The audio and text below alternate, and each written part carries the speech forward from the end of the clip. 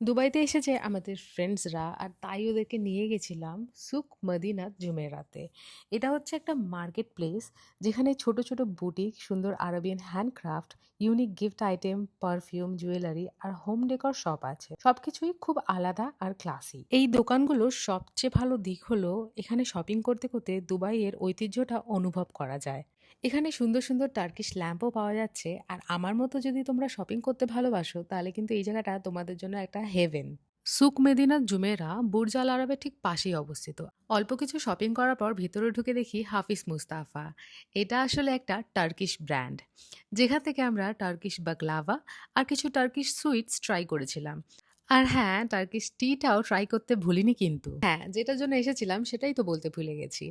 সুকমাদিনা জুমেরাতে Christmas market open হয়েছে। দুবাইতে যে ক্রিসমাস এত সুন্দরভাবে সেলিব্রেট হয় তা সত্যিই আমরা জানতাম না।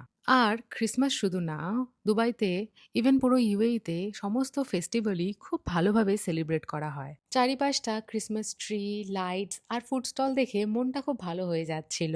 তার উপরে বাইরে ছিল ভালোই ঠান্ডা, এক মুহূর্তের জন্য মনে হচ্ছিল ইউরোপের কোনো দেশে রয়েছি। তোমরা যদি দুবাই আসো ডেফিনেটলি ওয়েদার অ্যাপে ওয়েদারটা একবার চেক করে নিও, আর উইন্টার ওয়্যার আনতে ভুলো না।